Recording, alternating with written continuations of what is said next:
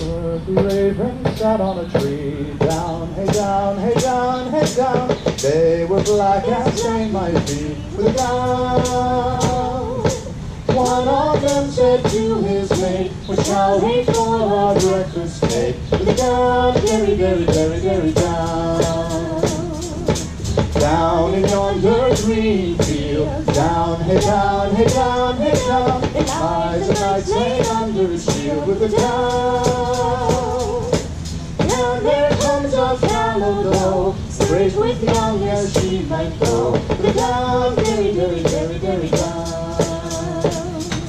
She lifted up his bloody head, down, hey down, hey down, hey down. He kissed his wounds that were so red with a down. She got him up across her back and carried him to the earth and back. With a down, derry, derry, derry, derry, down. The down, derry, derry, derry, derry, down. Enter, Aaron. The down, derry, derry, derry, Oh, derry. shake as we are. So one would care. Find me a time for bright peace to pant. Get my costume on.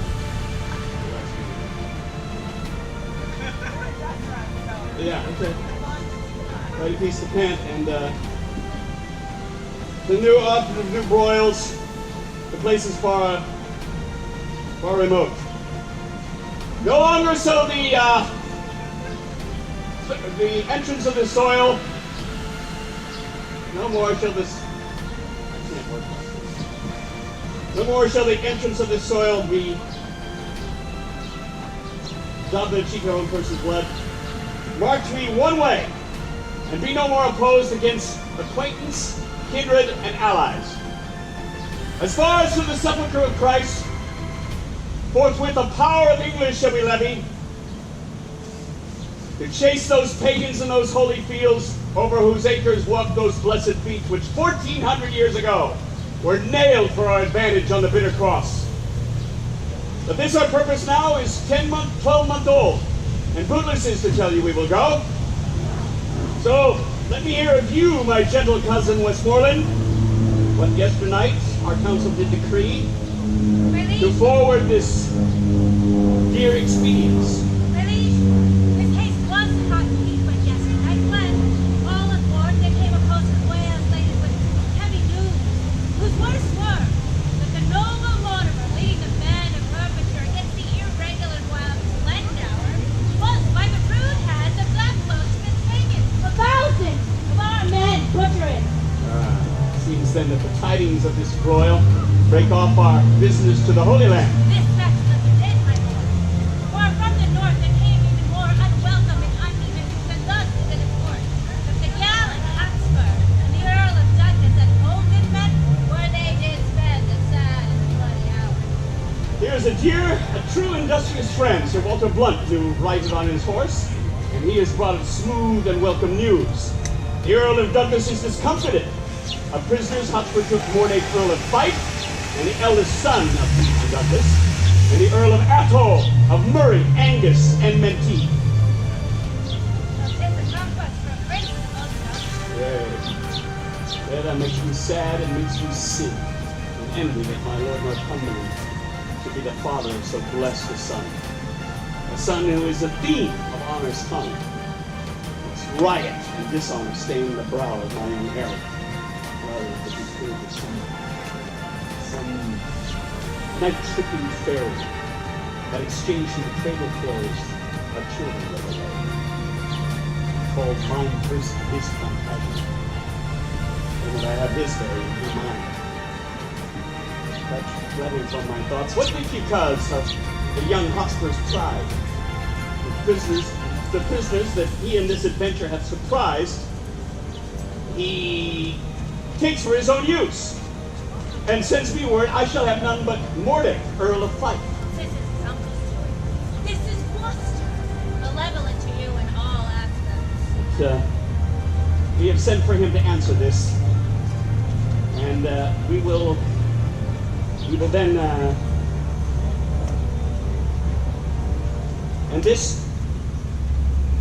and for this cause a while, Before this cause a while, we must deliberate. Cousin, on Wednesday next, inform the lords our council will meet at Windsor. So inform the lords. I will, my lady. I will have to straight tell him so, but I will ease my heart, albeit I make a hazard of my head. Oh, what drunk with follow, but suppose it's there, what? Here comes your uncle. Speak of Mortimer. Zoons, I will speak of him, and let my soul want mercy if I do not join with him. Nay, I'll empty all these veins and shed my dear blood drop by drop in the dust, but I will lift the downtrodden Mortimer as high in the air as this unthankful king, as this ingrate and cankered Bolingbroke. Brother, the king has made your nephew mad. He struck the sweetheart after I was gone. He will have all my prisoners! And when I urged the ransom once again of my wife's brother, then his cheek looked pale and on my face turned an eye of death, trembling even at the name of Mortimer. I cannot blame him. Was not he proclaimed by Richard that his dead the next of blood? He was, I heard the proclamation. I saw. Did King Richard proclaim my brother Edmund Mortimer heir to the crown? He did, I myself did hear him. Then I cannot blame this cousin king that wished him on the barren mountain starve. Shall it be that you that set the crown on the head of this forgetful man and for his sake wear the detested blot of murderous subordination? Shall it be that you a world of curses undergo? Shall it for shame be spoken in these times of Philip Chronicles in time to come, that men of your nobility and power did gauge them both in an unjust behalf, as both of you God-partners have done, to put down Richard, that sweet lovely rose, and plant this thorn, this canker Bolingbroke? And shall it be further spoken that you are fooled, discarded, and shook off by him for whom these shames he underwent? No! Time yet serves wherein you may redeem your banished honors, restore yourselves into the good thoughts of the world again, revenge the jeering and disdained contempt of this proud king, who studies day and night to answer all the debt he owes to you, even with the bloody payment of your debts. Therefore, I say, Please, cousin, say no more. Heaven, methinks it were an easy leap to pluck bright honor from the pale-faced moon. He apprehends a world of figures here, but not the form of one he should attend. Could cousin give the audience for a while? Try you mercy. Those same noble Scots that are your prisoners. I'll keep them all! By God, he shall not have a Scot of them, nor if a Scot would save his soul, he shall not. I'll keep them by his hand! You start away and lend no ear unto my purposes. Those prisoners you shall keep. Nay, I will! That's flat! He said he would not ransom Mortimer, forbade my tongue to speak of Mortimer. And I will find him when he lies asleep, and in his ear I'll holler, Mortimer! I shall have our starling, shall be taught to speak nothing but Mortimer, and give it him to keep his anger still in motion. Hear your cousin, a word? All studies here I solemnly defy, save how to gall and vex this Bolingbroke and that same sort of butler Prince of Wales. But that I think that his father loves him not, and would be glad he met with so much chance, and have him poisoned with a pot of ale. Farewell, kinsman. I will talk to you when you are better tempered to attend. Why, what a wasp! Stung and impatient fool art thou! The company. The rascal hath removed my horse and tied him I know not whither.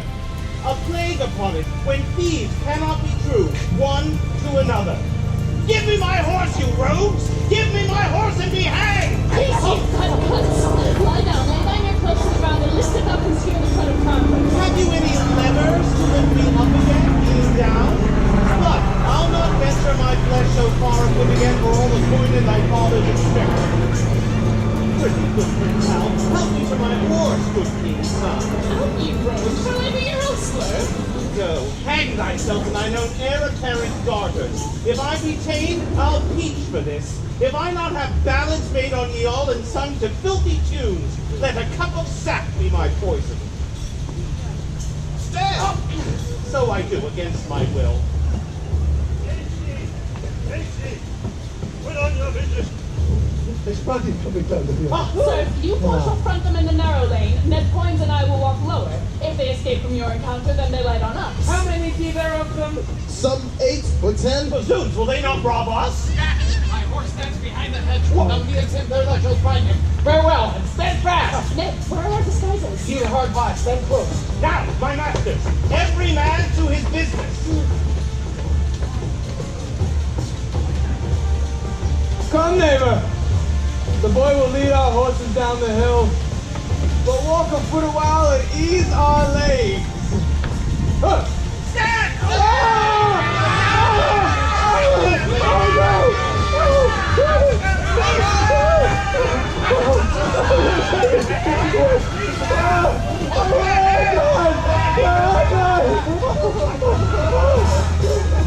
Now, my masters, let us share in the horse before day. The prince and coins be two errant cowards. There's no more valor in that coins than in a wild duck. Your money!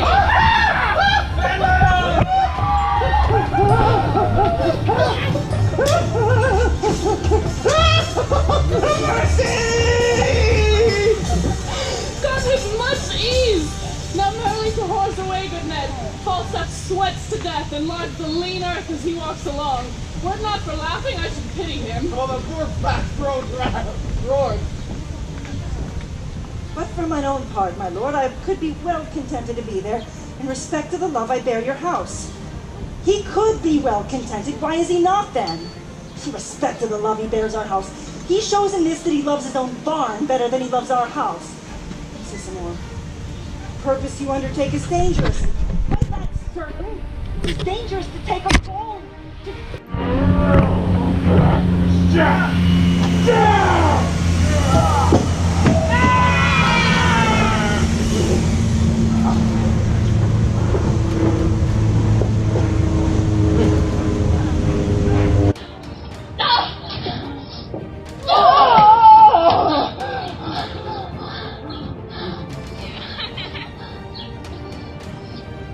Aye, do it, Hal. Well said, Hal. You shall find no boys' play here, I can tell you.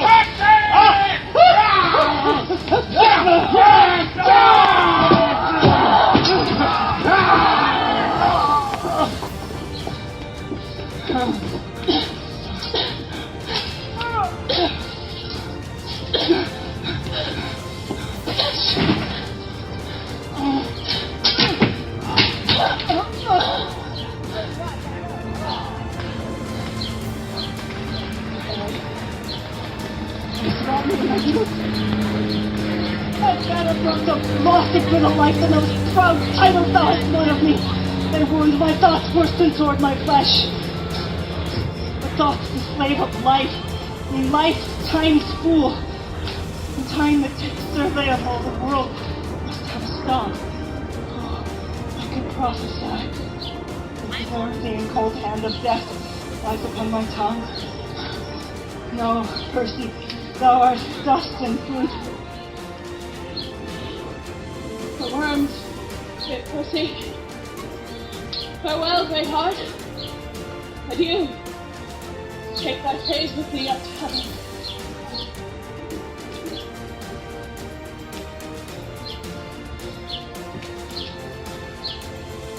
What old acquaintance? Could not all this flesh hold in a little life? Oh, poor Jack. Till then, in blood, thy noble Percy lie.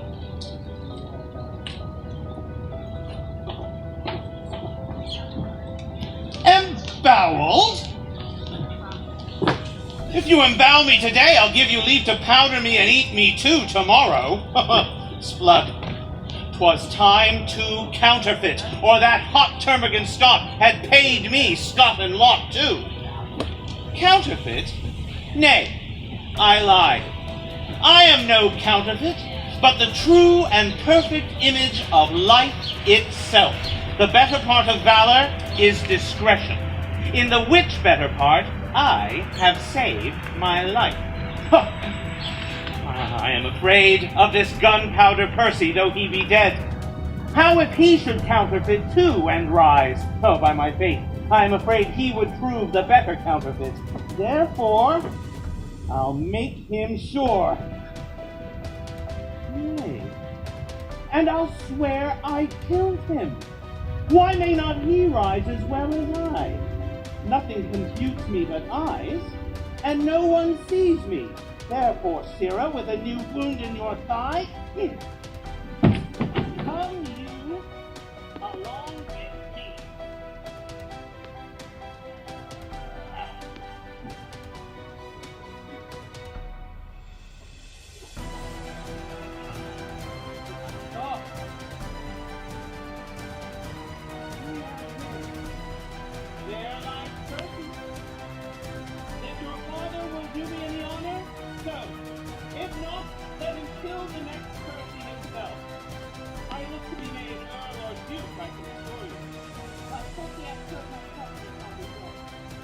dig down?